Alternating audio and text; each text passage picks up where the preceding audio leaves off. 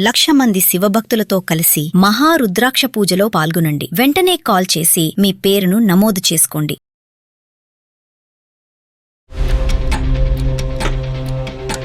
అది అసలు నాకేమీ చెప్పట్లేదు సార్. అదే ఏమైనా అడిగితే జాబ్ కూడా మానేసింది సార్. రూమ్ లోకి వెళ్ళిపోయి ఉండి వారం రోజుల నుంచి సార్.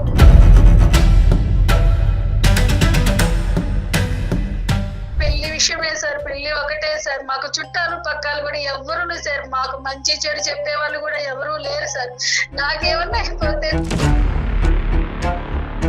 అతనికి ఏమనిపించిందో తెలియదు సార్. సడన్లీ నువ్వు నాకు అవసరం లేదు, నువ్వు నాకు వద్దు, నేను వేరే పెళ్లి చేసుకుంటా అని చెప్పేసి అన్నాడు సార్. అసలు నేను ఎందుకు నచ్చట్లేదు, నాలో ఏదన్నా అంటే లోపం ఏమన్నా ఉందా? ఇద్దరు అబ్బాయిలు మంచి వాళ్ళే, ఎవరు చెడ్డవాళ్ళు అనేది ఏం కాదు.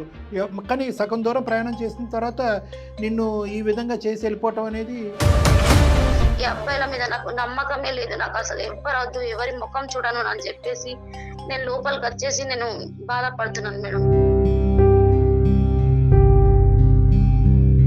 పెళ్లి వద్దు సార్, నాకు ఈ పెళ్లి చేసుకోవాలని అస్సలు లేదు. మా మమ్మీనేమో పెళ్లి చేసుకో అని చెప్పి నన్ను బాగా మెంటల్ టార్చర్ చేస్తుంది. మా మమ్మీకి అసలు అర్థం కావట్లేదు. ఇక్కడ సైలెంట్గా ఒక నరకాన్ని అనుభవించినటువంటి వ్యక్తి ఎవరన్నా ఉంది అంటే కనుక అది మీ అమ్మాయి అమ్మ.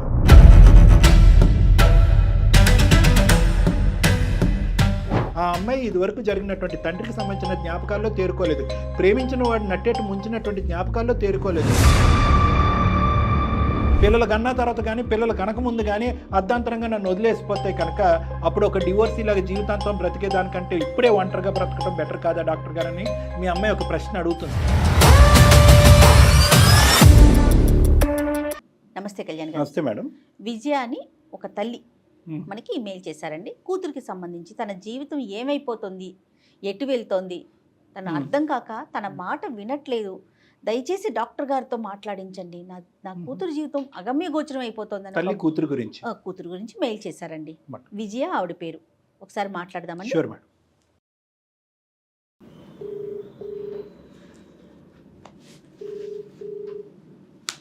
హలో, నమస్తే అండి. విజయ్ గారా మాట్లాడేది? నమస్తే అండి. నమస్తే అండి, నేను జయానండి, సుమన్ టీవీ అందమైన జీవితం ప్రోగ్రాం నుంచి. నమస్తే అమ్మా. నమస్తే అమ్మా. నమస్తే. మీరు పాప గురించి ఏదో మెయిల్ పెట్టారు నాకు. అవునమ్మా, మా పాప గురించే పెట్టుకున్నానమ్మా. నాతో పాటు డాక్టర్ కళ్యాణ్ చక్రవర్తి గారు ఉన్నారు. సమస్య ఏంటో డాక్టర్ గారికి చెప్పండి అమ్మా ఒకసారి. నమస్తే విజయ్ గారు. సార్ నమస్తే సార్. దేనికి సంబంధించిన అంశం అమ్మాయి? పాప గురించే సార్. అది యాక్చువల్లీ హైదరాబాద్ సార్. హైదరాబాద్ లో మా వారు పని సార్. అక్కడ ఉన్నప్పుడే పాప పుట్టింది. ఏంటమ్మా సమస్య? మా వారు ఆ బట్టల షాప్ లో బాగా డబ్బులు బిజినెస్ పరంగా తాగడం కానీ అవన్నీ చేసి చాలా నష్టం తీసుకొచ్చాడు సార్. అతనికి లేని అలవాటు లేదు సార్. అయ్యో. అప్పులు చేసేసాడు సార్. మాకేం లేకుండా చేసేసి అప్పులకు సమాధానం చెప్పలేక నన్ను పాపని తీసుకొని బాంబేకి తీసుకొచ్చేసాడు సార్. ఇప్పుడు బాంబేలో ఉన్నారమ్మా, ముంబైలో ఉన్నారా? అవును సార్, బాంబే నుంచే మాట్లాడుతున్నాం సార్. సరే చెప్పండి అమ్మా. ఇక్కడికి వచ్చిన తర్వాత కూడా ఆయన ఏమాత్రం మారలేదు సార్. చాలా ఇబ్బంది అయిపోయింది. సో అతనికి తాగుడు, వ్యసనాలు ఇవన్నీ. మీకు ఎంతమంది పిల్లలమ్మా? ఒకే ఒక పాప సార్ నాకు. పాప ఒక్కతే. ఇప్పుడు పాప వయసు ఎంత? ఇప్పుడు 27 వస్తుంది సార్. ఓకే. ఇక్కడ కూడా ఆఖరికి నా పుస్తలు ఉండే అది అమ్మేసేసి బిజినెస్ పెట్టిస్తే బట్టల పని. చాలా ఆయనకి లేని అలవాటు లేదు. ఎక్కడ కూడా అట్లానే చేశాడు సార్. పాప ఇంటర్ ఫస్ట్ ఇయర్ అప్పుడు ఆయన చనిపోయారు సార్. లేరు ఇప్పుడు లేరు సార్. పాప ఏమైనా చేస్తున్నాం? అప్పుడు జాబ్ చేస్తుంది సార్, బీటెక్ అయిపోయింది సార్. మా వారు చనిపోయిన దగ్గర నుంచి కూడా పాపకి అమ్మైనా నానైనా అన్ని నేనే అయి చూసుకుంటా వచ్చాను సార్. నేను అండర్స్టూడ్. పాపకి ఏ మాత్రం కష్టం తెలియకుండా చూసుకుంటా వచ్చాను సార్. నేను ఇక పాపకి 27 వచ్చినాయని చెప్పేసి పెళ్లి చేయాలని సంబంధాలు చూశాను సార్. అయితే ఒకరికొకరు ఇష్టపడ్డారు, ఒక నెల మాట్లాడుకున్నారు, బాగానే ఉన్నారు సార్. మరి ఏమైందో ఏమో అది క్యాన్సిల్ అయిపోయింది సార్. అది ఎందుకు క్యాన్సిల్ అయింది అంటున్నారు? వాళ్ళిద్దరి మధ్యన ఏం భేదాలు వచ్చినాయో తెలియదు సార్. బాగానే మాట్లాడుకుంటా ఉన్నారు సార్. కానీ ఆ పాప నాకేమి చెప్పదు సార్. ఏం జరిగిందని అడుగుతున్నా కూడా చెప్పట్లేదు సార్. ఇక రెండో సంబంధం కూడా చూశాను సార్ నేను. అది కూడా అట్లాగే సార్, కొద్ది రోజులు బాగానే మాట్లాడుకుంటానే ఉన్నారు, బాగానే చేస్తున్నారు. ఇంకా నాకు ఏ సంబంధాలు చూడదు, నాకు పెళ్లి వద్దు అని చెప్పి నాతో బాగా వాదనలు పెట్టుకుంది సార్. అసలు పెళ్ళే వద్దు అంటుంది సార్. ఆ అమ్మాయికి ఏం చేతబడి చేశారో, ఎవరేం చేశారో తెలియదు సార్. అవతల వాళ్ళు ఏమంటున్నారండి? ఇప్పుడు పెళ్లి సంబంధం అబ్బాయి వాళ్ళు ఉంటారు కదా, వారితో ఏమన్నా మాట్లాడారా? వాళ్ళు ఏమంటారు? మీ అమ్మాయి బిహేవియర్ మాకు నచ్చలేదు అట్లా అంతా మాట్లాడుతున్నారండి వాళ్ళు. మా బాబు ఏం సమాధానం చెప్పట్లేదు. నాకు పెళ్లి సంబంధాలు చూడదు, నీ పెళ్లి చేసుకోను, నాకు ఇష్టం లేదు, ఇదే చెప్తుందండి. ఉన్నది ఒకగానొక బిడ్డ సార్, ఆ పిల్ల జీవితం ఏమైపోయిందని బాధపడుతున్నాను సార్. నాకు ఆరోగ్యం కూడా బాగోట్లేదండి. ఒక సంబంధం కుదిరినా ఒక సంబంధం కుదరపోయినా పాపకు నచ్చినా నచ్చకపోయినా అన్ని మన మంచికేనమ్మా. ఇలాంటివి ఆ అమ్మాయికి ఏదో ఒక కారణం వల్ల నచ్చినటువంటి సంబంధాన్ని మీరు బలవంతంగా లేదమ్మా అని మభ్యపెట్టో బతిమాలో పెళ్లి చేశారనుకోండి, రేపొద్దున అందులో ఒక 60-70 సంవత్సరాల పాటు ఆ వైవాహిక జీవితంలో అమ్మాయి కంటిన్యూ అవ్వాలి. మానసికంగా అమ్మాయి ఎలా ఉందనేది మీరు చూడాలి కదా. నేను అనేది ఏంటంటే ఈ పెళ్లి అనేటటువంటి అంశం కాకుండా మిగతా అన్ని అంశాల్లో అన్ని ఇష్యూస్లో మీ అమ్మాయి పర్ఫెక్టేనమ్మా? చదువు కానీ ఉద్యోగం కానీ పర్ఫెక్ట్ గానే ఉంది సార్. అది అసలు నాకు ఏమీ చెప్పట్లేదు సార్. జాబ్ కూడా మానేసింది సార్. రూమ్ లోకి వెళ్ళిపోయి ఉండి వారం రోజుల నుంచి సార్. ఫ్రెండ్స్ గానీ ఎవరైనా ఉన్నారమ్మా? ఉన్నారు సార్, కానీ వాళ్ళతో కూడా ఎవరితోనే మాట్లాడతలేదు సార్. అసలుకి ఎంత తలుపు కొట్టినా తలుపు తీయట్లేదు సార్. నాకు అన్నం వద్దంటుంది, ఏమి వద్దంటుంది సార్. ఆ రూమ్ లోనే ఉంటుంది సార్. మరి మీ ఆర్థిక పరిస్థితి ఏంటమ్మా? నేను ఇంట్లో పని చేసుకుంటా, నేను బతుకుంటూ వచ్చాను సార్. ఇప్పుడు ఒక గూడు అనేది ఏర్పరచుకున్నాను సార్. అదే ఇంట్లో ఉంటున్నాను సార్. తినకపోయినా కూడా పిల్ల ఏదో జాబ్ చేస్తుంది, పర్వాలేదు. పిల్లకి పెళ్లి చేద్దాం, తన భవిష్యత్తు బాగుంటుంది అనుకుంటే పిల్ల ఇప్పుడు ఇట్లా చేస్తుంది సార్. ముందు ఒకసారి సూసైడ్ కి అటెంప్ట్ చేసుకోబోయింది సార్ తను. ఇంతకు ముందు అటెంప్ట్ అంటే ఎప్పుడమ్మా? అది ఎంతకాలం క్రితం? అప్పుడు కారణం ఏంటి? తను అప్పుడు అంతకు ముందు ఎవరిని ఇష్టపడింది సార్. జరగలేదని చెప్పేసి తన ఇదిలో చేసుకోపోయింది సార్. అందుకనే సార్ మీ వల్ల మా పాప భవిష్యత్తు బాగుంటుంది, కనీసం మీ మాటైనా విని ఆ అమ్మాయి మనసు మారిద్దని సార్ మీకు మేలు పెట్టుకున్నాను సార్. అయ్యో, ఈ అర్జెన్సీ చూసే మేము వెంటనే రెస్పాండ్ అవటం జరిగింది. ఒకసారి పాపతో మాట్లాడదాం అమ్మా.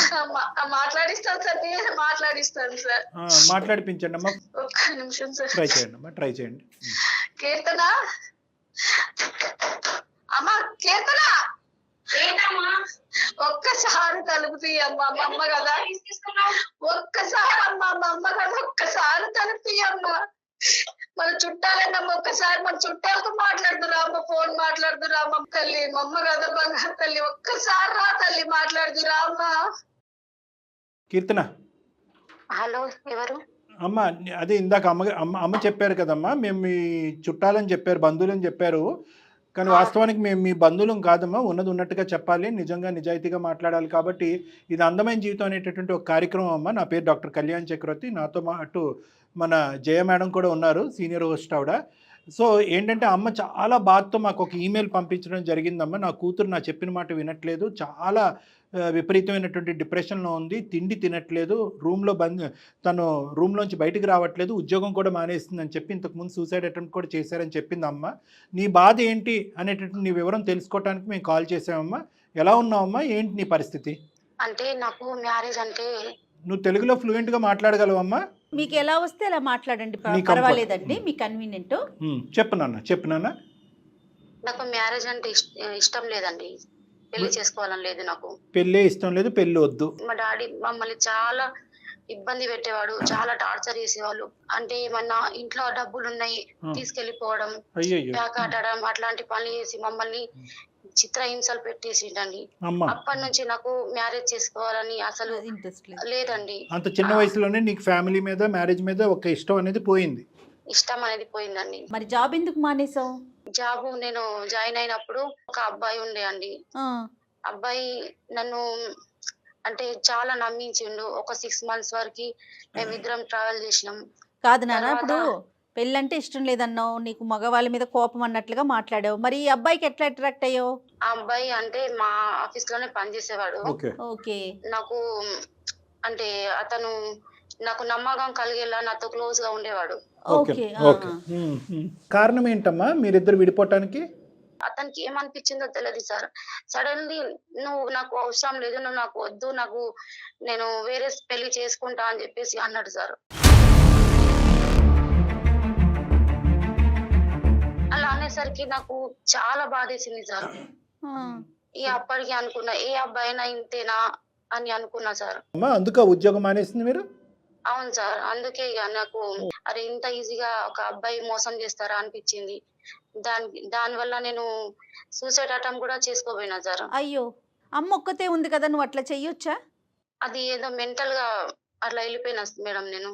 ఇదంతా జరిగి ఎంతకాలం అయిందమ్మా? 1 year అయిపోతుంది సార్. 1 year అయింది కదమ్మా. అయినా కానీ ఒకటి 2 సంబంధాలు చూసేవంట కదా, మరి మ్యారేజ్ వద్దనే దాని సంబంధాలు అలాగే ఎందుకు మా మమ్మీ ఏడవడం చేయడం, నువ్వు పెళ్లి చేసుకుంటే బాగుంటది, అదే అందులోంచి బయటపడటానికి పెళ్లి చేసుకున్నా. చెప్పమ్మా చెప్పు. నేనున్న రోజులు నీ జీవితం బాగో చేయాలని చెప్పేసి మా మమ్మీ చాలా ఏడ్చింది సార్. మమ్మీ ఏడ్చింది, బాధపడింది. దానివల్ల ఆ ఒత్తిడితో నువ్వు ఒక అబ్బాయితో మాట్లాడావు. కానీ కొన్ని రోజులు మాట్లాడిన తర్వాత ఓకే అని అనుకునే పరిస్థితి వచ్చింది కదా ఒక సంబంధంలో. అప్పుడు ఎందుకు ఆ సంబంధాన్ని నో చెప్పారు మీరు? 1 month దాకా మంచిగానే మాట్లాడుకున్నాం. అబ్బాయి కూడా మంచిగానే ఉన్నాడు. నేనేమి అనలేదు. బట్ ఏ విషయంలోనో తనకి నేను నచ్చలేను. నచ్చకపోయేసరికి 1 month మాట్లాడిన అబ్బాయి సడన్లీ నువ్వు అంతే వద్దు, నేను వేరే సంబంధం చూసుకుంటా అని చెప్పేసి అన్నాడు సార్. అసలు నేను ఎందుకు నచ్చట్లేదు, నాలో ఏదన్నా అంటే లోపం ఏమన్నా ఉందా, బాగా డిప్రెషన్ లోకి వెళ్ళిపోయినా సార్. ఇక లోపం ఉందని నేను ఎవరితో అమ్మ, మాట్లాడాలనుకుంటున్నాను లోపం అందుకే. ఉండకూడదు, లోపం ఉందన్నట్టుగా మేము కూడా నమ్మట్లేదమ్మా యాజ్ ఏ డాక్టర్. నేనేమంటున్నానంటే ఒక అబ్బాయి రిలేషన్షిప్ అని చెప్పి మీ ఆఫీస్లో తెలిసినటువంటి అబ్బాయి నీతో పాటు 6 నెలల పాటు జర్నీ చేసి పెద్దల వరకు వెళ్ళారు. పెద్దల వరకు వెళ్ళారు అంటే కనుక ఏ లోపం లేకపోతే అక్కడ వరకు వెళ్ళారని. అంతే. తర్వాత సో ఇక్కడ నీ లోపం అంటూ నేనేం అనుకోవట్లేదమ్మా. మరి ఇంకా పైపెచ్చి ఏం జరిగి ఉండొచ్చు అనేది ఒక ఆలోచన. ఇద్దరు అబ్బాయిలు మంచి వాళ్ళే, ఎవరు చెడ్డవాళ్ళు అనేది ఏం కాదు. కానీ సగం దూరం ప్రయాణం చేసిన తర్వాత నిన్ను ఈ విధంగా చేసి వెళ్ళిపోవటం అనేది మేడం. ప్లస్ గతం కూడా ఎవరికి తెలియదని చెప్తోంది. వేరే సంబంధం కూడా చూసింది సార్. ఎంగేజ్మెంట్ అయింది. అయిన తర్వాత ఒక 10 days అట్లా అబ్బాయి మాట్లాడిండు. మాట్లాడిన తర్వాత నేను చెప్పాను, ఇట్లా ఫస్ట్ అబ్బాయి ఇట్లా మోసం చేసిండు, సెకండ్ అబ్బాయి కూడా ఇట్లా వదిలేసిరు, మీరు మాత్రం ఎట్లా చేయరు కదా అని చెప్పేసి నేను చెప్పాను. ఎందుకంటే నేను ఇప్పటికే చాలా బాధపడుతున్నాను అని చెప్పేసి చెప్పాను. తను కూడా వద్దని వెళ్ళిపోయాడు. ఎలా అంటే నేను చాలా బాధపడ్డా మేడం, చాలా బాధపడ్డాను. పెళ్లి వద్దు ఏమద్దు, పెళ్లికి ముందే ఇట్లా వదిలేస్తున్నారు, పెళ్లి అయిన తర్వాత ఇంకెలా ఉంటదో. ఎందుకంటే నేను మా మమ్మీకి జరిగింది చూశాను కదా సార్. అందుకే అప్పటి నుంచి నాకు బాగా ఇట్లా అంటే డిప్రెషన్ లోకి వెళ్ళిపోయినాయి. ఈ పెళ్లి వద్దు, ఈ అబ్బాయిల మీద నాకు నమ్మకమే లేదు, నాకు అసలు ఎవ్వరు వద్దు, ఎవరి ముఖం చూడను అని చెప్పేసి నేను లోపలికి వచ్చేసి నేను బాధపడుతున్నాను మేడం. పెళ్లి వద్దు సార్, నాకు ఈ పెళ్లి చేసుకోవాలని అస్సలు లేదు. మా మమ్మీనేమో పెళ్లి చేసుకో అని చెప్పి నన్ను బాగా మెంటల్ టార్చర్ చేస్తుంది. మా మమ్మీకి అసలు అర్థం కావట్లేదు.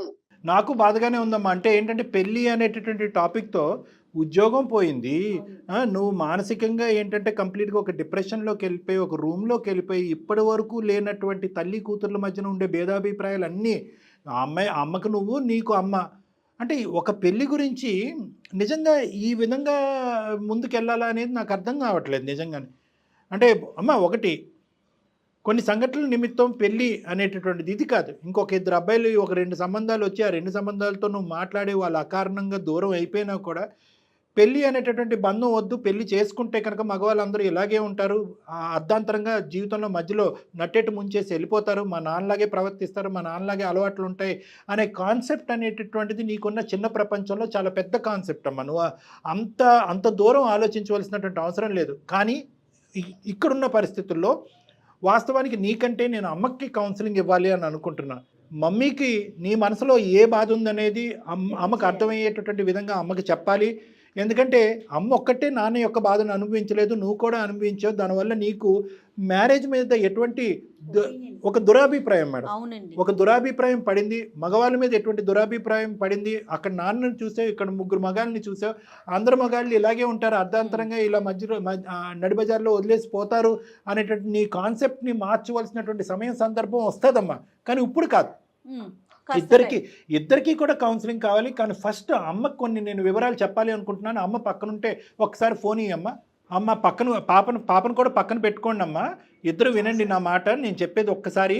ఇప్పటి వరకు పాప చెప్పినటువంటి అంశాలు మీకు అర్థమైనాయా? అంటే పెళ్ళి అనే సబ్జెక్ట్ తీసేసి మీ కూతురు ఒక మనిషి 27 సంవత్సరాలు వయసు ఉన్నటువంటి ఒక ఆడపిల్ల అనుభవించేటటువంటి ఒక బాధని మనసు విప్పి ఒక్కసారి ఆలోచించండి అమ్మా మీరు, విజయ గారు.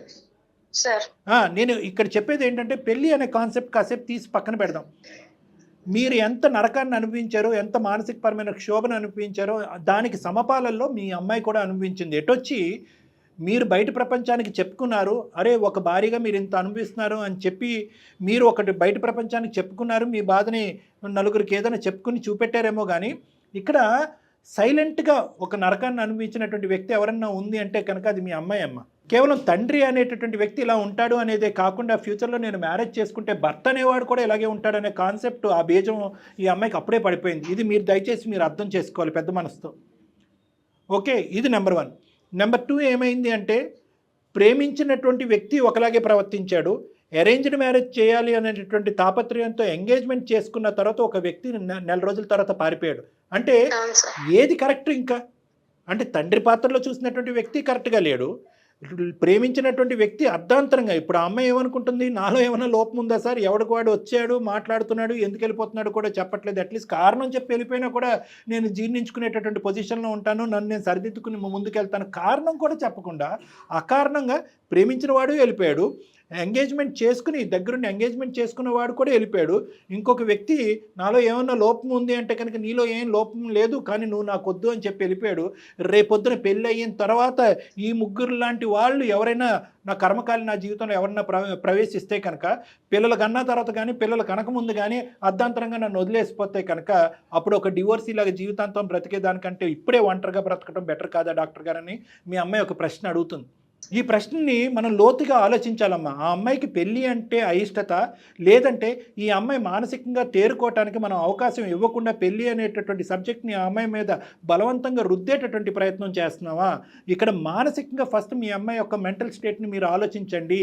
మీరు చదువుకున్నారో లేదో నాకు తెలియదు కానీ అందరికీ అర్థమయ్యేటటువంటి ఒక సబ్జెక్ట్ ఏదన్నా ఉంది అంటే కనుక ఇక్కడ మీ అమ్మాయికి సంబంధించింది డిప్రెషన్. మానసిక మేడం, ఇప్పుడు ఈ అమ్మాయి ఇందాక నేను చెప్పినటువంటి దాంట్లో ఒక వ్యక్తితో ప్రయాణం చేసి తల్లిదండ్రులకు వచ్చి చెప్పి ఇద్దరు తల్లిదండ్రులు ఒప్పించిన తర్వాత ఏ అమ్మాయి ఊహించుకుంటుందమ్మా? ఎవరినైతే ప్రేమించి నమ్మకంగా చేతిలో చేయి పెట్టుకుని ప్రామిస్ చేసినటువంటి వ్యక్తి విత్డ్రా అవుతాడని ఏ అమ్మాయి ఊహించుకుంటుంది? అది పెద్ద మానసిక పరమైన బ్లో. ఈ అమ్మాయి అప్పుడే సూసైడ్ అటెంప్ట్ చేసింది. ఇది జరిగి ఎంతకాలం అయిందని ఇందాక నేను అన్నాను అంటే కనుక ఎందుకు అడిగానంటే ఇది జరిగి ఒక 5 సంవత్సరాల క్రితం అయితే కనుక బహుశా కాలక్రమేణా పోతుంది, ఆ మెమరీస్ అనేవి డైల్యూట్ అయ్యి ఉండేవి మేడం. జరిగి 1 year అవ్వలేదు. ఆ అమ్మాయి ఎంత డిప్రెషన్కి లోన్ అయ్యిందో విజయ గారు కూడా అంతే డిప్రెషన్కి లోన్ అయ్యి, అమ్మ ఈ అమ్మాయిని డిప్రెషన్ నుంచి బయటకు తీయాలి అంటే కనుక అర్జెంటుగా ఆగమేఘాల మీద ఈ అమ్మాయికి పెళ్లి చేసేయాలి అనేటటువంటి తొందరపాటు ఆలోచన ప్రస్తుతం అయితే కరెక్ట్ కాదు. సరే కాదండి మా అమ్మాయి పెళ్ళే వద్దు అని అనుకుంటుందంటే నేను తినాలి అనిపించినటువంటి తిండిని నాకు బలవంతంగా పెడితే నాకు వామిటింగ్ వస్తుంది, దాని మీద ఒక ఏవగింపు వస్తుంది. ఇక్కడ కూడా అదే ఆ అమ్మాయికి నచ్చనటువంటి ప్రస్తుతానికి నచ్చనటువంటి సబ్జెక్టు. నాకేమైనా అయిపోయి నేను కాలం చేస్తే నా బిడ్డ ఎందుకు అలా అనుకుంటారమ్మా? ఎందుకు అంత నెగిటివ్గా ఆలోచిస్తారు? నేను ఒకటే సబ్జెక్ట్ అంటున్నానమ్మా, పెళ్ళి అనేటటువంటి సబ్జెక్టు ప్రస్తావన ఈ రోజు మీ అమ్మాయికి నచ్చకపోయినా కూడా దాని వెనకాతల మూల కారణం ఏంటంటే మానసిక పరిస్థితి బలంగా లేకపోవటం అనేది. ఆ అమ్మాయి ఇదివరకు జరిగినటువంటి తండ్రికి సంబంధించిన జ్ఞాపకాల్లో తేరుకోలేదు, ప్రేమించిన వాడు నట్టేట్టు ముంచినటువంటి జ్ఞాపకాల్లో తేరుకోలేదు.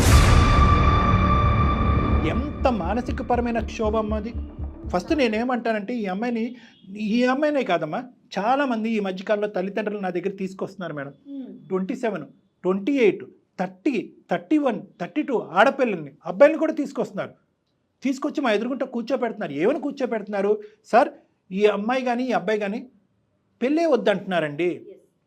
ఎందుకు వద్దంటున్నారు మాకు అర్థం కావట్లేదు. వీళ్ళ బ్యాక్గ్రౌండ్లో ఏదన్నా మాకు తెలియనటువంటి స్టోరీ నడిపిస్తున్నారేమో, అది మీరు కనుక్కోండి డాక్టర్ గారు.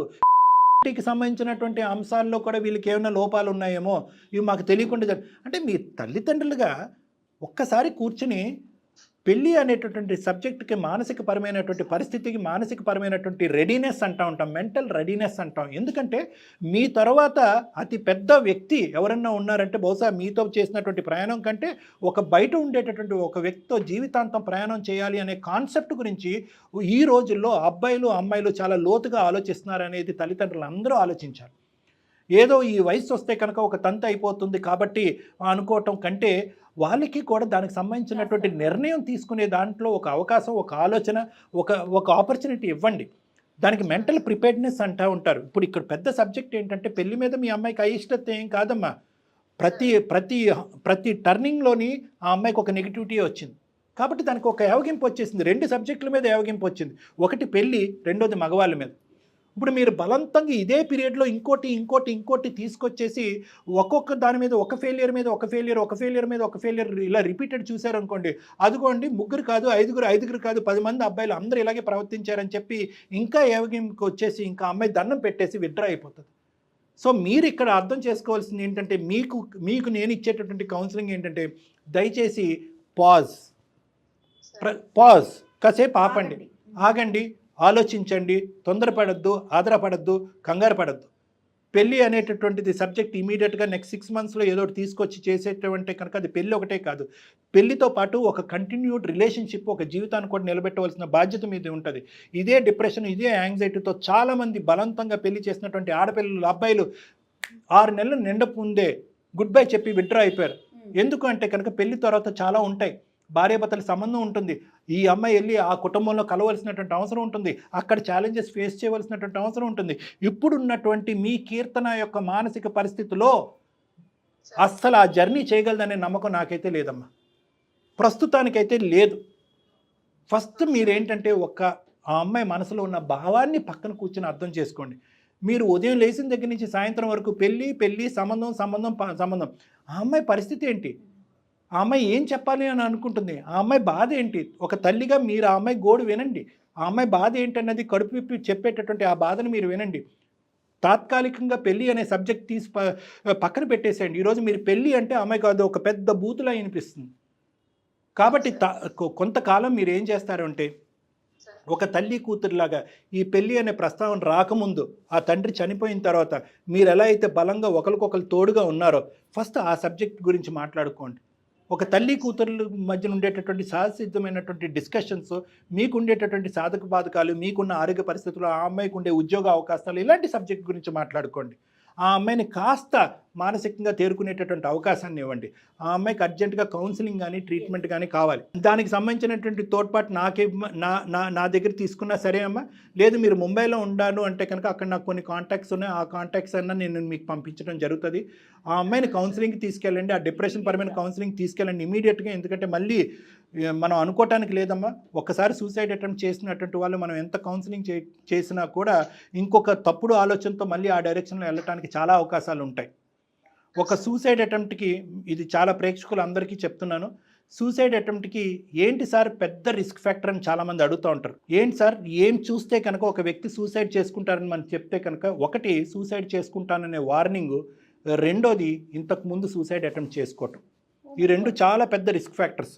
మనం అనుకుంటాం ఒకసారి సూసైడ్ అటెంప్ట్ చేసుకున్నారు, వీళ్ళకి బుద్ధి వచ్చింది, మనం బాగా చెప్పాము, ఇది చేసాం, బాధపడ్డాం, అమ్మ నీ మీద ఒట్టు, నాన్న మీద ఒట్టు, నేను ఇంకెప్పుడు చేయను సూసైడ్ అటెంప్ట్ అని అనుకుంటాం. కానీ ఒక్కసారి వాళ్ళు ఆ బాధలో తేరుకోవటానికి అదొక మార్గంగా ఎంచుకున్నప్పుడు నెక్స్ట్ టైం మళ్ళీ ఆ బాధ వచ్చినప్పుడు అదే మార్గం ఆ సబ్కాన్షియస్ మైండ్ వాళ్ళకి గుర్తు చేస్తూ ఉంటుంది. ఇదిగో మళ్ళీ నీ రోడ్ ఎండ్ అయింది, అప్పుడు ఒకసారి ఎండ్ అయింది, నువ్వు ఆ నిర్ణయం తీసుకున్నావు, సక్సెస్ అవ్వలేదు, మళ్ళీ నీ రోడ్ ఎండ్ అయింది, ఈసారి కూడా ఇదే నిర్ణయం చేసుకో అని చెప్పి ఆ సబ్కాన్షియస్ మైండ్ చెప్తూ ఉంటుంది. కాబట్టి ఈ అమ్మాయి ఆల్రెడీ ఒక పెద్ద అటెంప్ట్ చేసింది కాబట్టి మళ్ళీ ఇంకొకటి అలాంటి అంశం పునరావృతం అవ్వకూడదంటే ఇమీడియట్గా psychological counselling, psychological treatment for depression is important. పెళ్ళి అనేటటువంటి సబ్జెక్ట్ ప్రైమరీ కాదు, అది నెక్స్ట్ ఇయర్ కానీ ఎప్పుడైనా మనం తర్వాత మాట్లాడదాం. ఆ అమ్మాయి ఖచ్చితంగా పెళ్ళికి ఒప్పుకుంటుంది, పెళ్ళి చేసుకుంటాను నిర్ణయించుకుంటుంది. పెళ్ళి అనేటటువంటి దాంట్లో ఈ అమ్మాయి చాలా సంతోషంగా ఫ్యూచర్ ఉంటుంది అనేది నా అభిప్రాయం. ఎంత మంచి విషయం చెప్పారు డాక్టర్ గారు. మేడం తీసుకొస్తాను మేడం, మీ దగ్గరికి తీసుకొస్తాను. మీ ఇష్టం అమ్మా, మీరు ఇక్కడికి వచ్చిన పర్వాలేదు, అక్కడ కంఫర్ట్ అయితే నేను కాంటాక్ట్స్ కొన్ని నెంబర్స్ పంపిస్తానమ్మా. మీరు ముంబైలో ఉండే ఏరియా చెప్పండి, నాకు అక్కడ ఉండేటటువంటి కో సైకాట్రిస్ట్ ఎవరైనా కొలీగ్స్ ఉంటే కనుక వాళ్ళ నెంబర్స్ రిఫరెన్సెస్ ఇస్తాను మీకు. అక్కడ దగ్గర అయితే కనుక రెగ్యులర్గా కాంటాక్ట్కి వెళ్ళాలి కాబట్టి ఇంత దూరం అయితే కష్టం అవుతుంది. అక్కడ కాంటాక్ట్స్ నేను ఇస్తానమ్మా, మీ నెంబర్కి నేను షేర్ చేసుకుంటాను. ఏమ్మా ఒకసారి కీర్తనకి ఇవ్వండి అమ్మా. అమ్మకి చెప్పిందంతా నువ్వు విన్నావని నేను అనుకుంటున్నాను. పెళ్ళి అనేటటువంటి దాని గురించి యునానిమస్గా ఒక కార్పెట్గా డిలీట్ చేయవలసినటువంటి అవసరం లేదు. తాత్కాలికంగా దాన్ని సస్పెండ్ చేస్తుంది. అమ్మ కూడా ఆ సబ్జెక్ట్ నీతో మాట్లాడదు. ఫస్ట్ మోస్ట్ ఇంపార్టెంట్ ఏంటంటే నీ మెంటల్ స్టేట్, రెండోది నీ కెరియర్. Yes. ఈ రెండు చాలా ఇంపార్టెంట్. మ్యారేజ్ ఒకటే చెప్తున్నాను, పెళ్లి ముఖ్యమా ప్రాణం ముఖ్యమా? నువ్వు ప్రాణాలు తీసుకోవటానికే ముందుకెళ్ళిపోతున్నావు. అదే మా ఉద్దేశంలో ఏంటంటే అమ్మ, నీ ప్రాణాలు నీ భవిష్యత్తు మోస్ట్ ఇంపార్టెంట్, నాకైనా మీ అమ్మగారికైనా ఎవరికైనా. అమ్మ ఏంటంటే కనుక, అరే నాన్నతో నేను అనిపించాను, నా ఆయుష్ ఎంత ఉంటుందో తెలియదు కాబట్టి నిన్ను ఒక ఇంటిదాన్ని చేసి నేను ఏదైపోయినా పర్లేదు అనే కాన్సెప్ట్లో అమ్మ ఒక డిప్రెషన్లోకి వెళ్ళిపోయింది. కాబట్టి అమ్మకు కొన్ని వెడమర్చి కొన్ని అంశాలు, చాలా ముఖ్యమైన అంశాలు చెప్పాం. పెళ్ళి అనే సబ్జెక్ట్ గురించి అమ్మ మాట్లాడదు, కానీ నువ్వు ఇప్పుడున్నటువంటి మెంటల్ స్టేట్ని తక్షణ కర్తవ్యంగా ఇమీడియట్గా యుద్ధ ప్రాతిపదికన కరెక్ట్ చేయవలసినటువంటి అవసరం ఉంది. కాబట్టి నువ్వు ఒక్కసారి కౌన్సిలింగ్ కానీ ట్రీట్మెంట్ కానీ వెళ్ళాలమ్మా. సరే సార్. ఓకే, నేనైనా రెడీయే, లేదంటే అక్కడ లోకల్గా ఉండే కొన్ని రెఫరెన్సెస్ ఇస్తాను మీకు. ఆల్మోస్ట్ అక్కడ ముంబైలో దగ్గర మీరు 15-17 సంవత్సరాలు బట్టి ఉన్నారు కాబట్టి మీకు ఆ నేటివ్ వాతావరణం కానీ ఆ లాంగ్వేజ్ అలవాటు అయి ఉంటుంది కాబట్టి అక్కడ లోకల్ రెఫరెన్సెస్ నేను ఇస్తాను. అక్కడికి వెళ్ళి కౌన్సిలింగ్ తీసుకుని ఇమీడియట్గా పోగొట్టుకున్నటువంటి ఉద్యోగం మళ్ళీ సంపాదించుకోవటం కానీ ఇంకో చోటకి వెళ్ళి ఈ విధంగా ప్రయత్నం చేయవలసిందిగా నా విజ్ఞప్తి అమ్మ. తిను శుభ్రంగా, వాటర్ తీసుకో, ఫుడ్ తిను, అమ్మతో పాటే ఉండు. సూసైడ్ కదా ముందు ఆవిడకి సపోర్ట్ చేసుకో, మరి ఇద్దరు ఒకరికొకరు సపోర్ట్. సూసైడ్ అనేటటువంటి ఆలోచన నీ జీవిత కాలంలో ఎప్పుడూ రాకూడదమ్మా, please. That is my request. Okay తల్లి. Okay sir. రైట్ అమ్మా. Thank you sir. రైట్ అమ్మా. నమస్తే అమ్మా. చాలా థ్యాంక్ యూ. నమస్తే అమ్మా. నమస్తే సార్. ఎంత చక్కని విషయం చెప్పారంటే డాక్టర్ గారు. ఎందుకంటే సూసైడ్ టెండెన్సీ వచ్చిన తర్వాత ఒకసారి అటెంప్ట్ చేయగానే సహజంగా అట్లాగే అనుకుంటామండి, అమ్మయ్య అయిపోయింది, ఇంక వీళ్ళు మనం బయటకు తీసుకొచ్చేస్తామని, మళ్ళీ వెళ్తారు అనే థాట్ ఉండదు. బట్ మీరు మెడికల్ ఫీల్డ్ కాబట్టి చాలా క్లియర్గా చెప్పారండి. వీళ్ళకి మనం సరైన రిఫరెన్స్ విజయ్ గారికి కూడా ఒక మెసేజ్ మేడం. నేను చెప్పేది ఏంటంటే, ఏదన్నా ఇదే కాదు, పెళ్ళే కాదు, ఏదన్నా ఒక పర్టికులర్ ఏరియా, చదువు కానీ, కెరియర్ కానీ, ఇంటర్వ్యూస్ కానీ, ఇంకోటి ఏదైనా సిచ్యువేషన్ ఉంటే కనుక పెద్దవాళ్ళు పిల్లలతో మాట్లాడేటప్పుడు, అంటే పెద్దవాళ్ళు అంటే ఒక వయసు వచ్చిన తర్వాత ఒక సబ్జెక్ట్ మీద క్లారిటీ రాకుండా ఉంటే కనుక, ఒక నెగోసియేషన్ జరగకుండా, మీ మాట వాళ్ళు వినట్లేదు, వాళ్ళ మాట మీరు వినట్లేదు అనే పొజిషన్ ఉన్నప్పుడు దానికి ఏదో మంత్రం తంత్రం అక్కర్లేదండి, ఒక పాజ్ కావాలి. రైట్, ఒక పాజ్ కావాలి. సస్పెండ్ చేయండి ఆ సబ్జెక్టు, దయచేసి సస్పెండ్ చేయండి. అవతల వ్యక్తికి విరక్తి వచ్చి, ఒక ద్వేషం వచ్చేసి, కమ్యూనికేషనే కట్ అయిపోయేంత పరిస్థితికి వచ్చేంత పరిస్థితి వరకు ఏ ఇష్యూని డ్రాగ్ చేయకండి. ఒక పాజ్ తీసుకోండి, ఇంట్రోస్పెక్ట్ చేసుకోండి, మనం వెళ్ళే అప్రోచ్ కరెక్టా కాదా అని చెప్పి ఎవరికి వాళ్ళు ఆలోచించుకోండి. అవతల వాళ్ళ యొక్క బాధ ఏంటన్నది ఆలోచించండి. ఆ సబ్జెక్ట్ కాకుండా, ఇందాక నేను విజయ గారికి చెప్పాను కదా, ఆ సబ్జెక్ట్ కాకుండా మిగతా సబ్జెక్ట్స్ మాట్లాడుకోవడానికి కొంతకాలం టైం ఇవ్వండి. తర్వాత ఆటోమేటిక్గా ఒక ఆపర్చునిటీ వస్తుంది, కోపాలు భావోద్రేకాలు చల్లబడతాయి, ఆటోమేటిక్గా ఆ సబ్జెక్ట్ మళ్ళీ మాట్లాడుకోవడానికి ఒక అవకాశం ఉంది. రైట్, మా మాట నెగ్గాలనే పంతం ఉండకూడదు, వర్కౌట్ అవుతుంది. రైట్ అండి. నమస్తే డాక్టర్. నమస్తే.